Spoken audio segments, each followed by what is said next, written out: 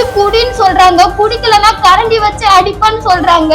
எவ்வளவு வலி, எவ்வளவு ரத்தம். இது இன்னொரு பொண்ணுக்கு நடந்தா அந்த பொண்ணு எவ்வளவு தாங்குவா அப்படின்றனாலதான் நான் இதை வெளியே சொல்லணும்ன்றதுனாலதான் நான் சொன்னேன். என்ன பிரச்சனை வந்தாலும் பாத்துக்கலான்னு. தொடப்பம், செருப்பு எல்லாத்துலயும் அடிச்சிருக்காங்க. ஒரு பேபி அழுவுதுன்னா கூட அதுக்கு அடிக்கிறாங்க. அவங்க பேபி அழுவுறதுக்கு அதுக்கு நான் காரணமா?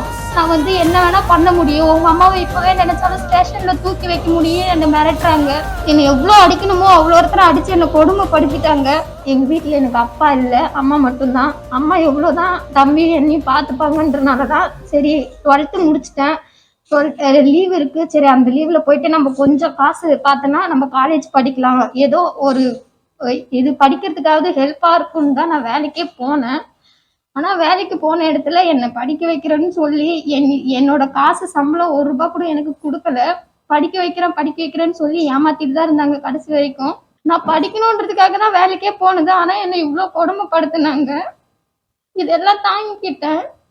இதுக்கு மேலேயும் என்னால திரும்ப அங்க வேலைக்கு போக முடியாதுன்றதுனாலதான் நடந்த கொடுமை எல்லாத்தையுமே சொன்னேன். ஏன்னா இந்த கொடுமை எனக்கு நடந்தது, நான் அனுபவிச்சிருக்கேன். எவ்வளவு கொடுமை, எவ்வளவு வலி, எவ்வளவு ரத்தம். இது இன்னொரு பொண்ணுக்கு நடந்தா அந்த பொண்ணு எவ்வளவு தாங்குவா அப்படின்றனாலதான் நான் இதை வெளியே சொல்லணும்ன்றதுனாலதான் நான் சொன்னேன். என்ன பிரச்சனை வந்தாலும் பாத்துக்கலான்னு.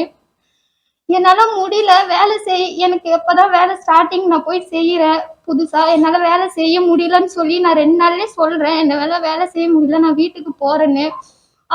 அவங்களோட எம்எல்ஏ, நான் எம்எல்ஏ மருமக, நான் என்ன வேணா பண்ண முடியும், உங்க அம்மாவை இப்பவே நினைச்சாலும் ஸ்டேஷன்ல தூக்கி வைக்க முடியும் என்ன மிரட்டுறாங்க.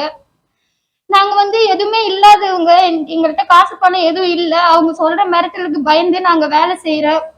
அவங்களுக்கு இருக்கிற டென்ஷன், ப்ரெஷர், அந்த காரணத்தை வச்சு நான் ஒழுங்கா வேலை செய்யல அப்படின்ற ஒரு காரணத்தை வச்சு என்னை அடிக்க ஆரம்பிக்கிறாங்க. என்னை எவ்வளவு அடிக்கணுமோ அவ்வளோ ஒருத்தர அடிச்சு என்னை கொடுமைப்படுத்திட்டாங்க. குழம்பு கரண்டியை வச்சு என்னை ஃபுல்லா உடம்பு ஃபுல்லா பிளட் வர வர என்னை அடிச்சிருக்கிறாங்க. நான் கெஞ்சுவேன், என்னை விட்டுருங்கக்கா, என்னால வேலை செய்ய முடியல. ஒரு மனிதாபிமானம் கூட இல்ல. ஒரு பொண்ணை இன்னொரு பொண்ணை இவ்வளவு கொடுமை செய்யறாங்க. அது அவங்களுக்கும் ஒரு பொண்ணு இருக்கு. அவங்க சொல்றாங்க சமாதானம் பேசிக்கலாம், நான் காசு கொடுக்கறதா இருந்தாலும் கொடுத்துடுறேன் அப்படின்னு சொல்றாங்க. இவ்வளவு கொடுமை நடந்திருக்குது, இதெல்லாம் சரியாயிடுமா? இதுவே அவங்க பொண்ணுக்கு இந்த மாதிரி நான் பண்ணிட்டு நான் காசு கொடுத்துடுறேன் என்னை விட்டுருங்கன்னு சொன்னா அவங்க விடுவாங்களா? அவங்க சொல்றாங்க ஒரே வார்த்தை, அவங்க மனசுல இருக்கிறது, நான் எம்எல்ஏ வீட்டு மருமக, நான் என்னை அசிங்கப்படுத்துறாங்க. அத வெளியே யாராவது கேட்டா அவங்க சொல்றாங்க நான் எம்எல்ஏ வீட்டு மருமக, இது எம்எல்ஏ வீடுன்னு சொன்னா எவன் கேட்பான், எவனா இருந்தாலும் பொத்திக்கிட்டு போவான்ற வார்த்தையை அழுத்தி சொல்றாங்க. என்ன அடிக்கடி சொல்றாங்க, நீ ஒண்ணு இல்லாத நாய், நீ என்ன பண்ண முடியும், என்ன நீயும் நானும் ஒன்னா? என்னோட கேஸ்ட வச்சு 2 தடவை என்ன அசிங்கமா திட்டி இருக்காங்க. அவங்க எவ்வளவு அசிங்கப்படுத்த முடியுமோ அவ்வளோ ஒருத்தர் அசிங்கப்படுத்திருக்காங்க. நான் வேலைக்கு போனேன், என் மேல கை வைக்கிறது அவங்க ஃபர்ஸ்ட் பண்ற தப்பு. ஆனா எங்க அம்மாவை என்னென்னலாம் பேசியிருக்காங்க. என்ன சொல்றாங்க, நீயும் உங்க அம்மாவும் வேலை செய்யறதுக்கு சரியான ஆள் இல்ல, நீங்க 2 பேரும் வாயை திறந்து அப்படியே சொல்றாங்க, நீங்க 2 பேரும் ஏரியாவுக்கு போங்க, நல்லா சம்பாதிக்கலாம், அப்படி இல்லைன்னா வீட்டுல ஆள் வர வச்சு சம்பாதிங்க, அப்பயாவது உங்க அம்மாவால 2 லட்சம் கொடுக்க முடியுமா அப்படின்னு என்ன பச்சையா கேக்குறாங்க. ஒண்ணு இல்லாதவங்க தான், ஆனா மான மரியாதை எங்களுக்கும் இருக்குது, அத அவங்க யோசிக்கல.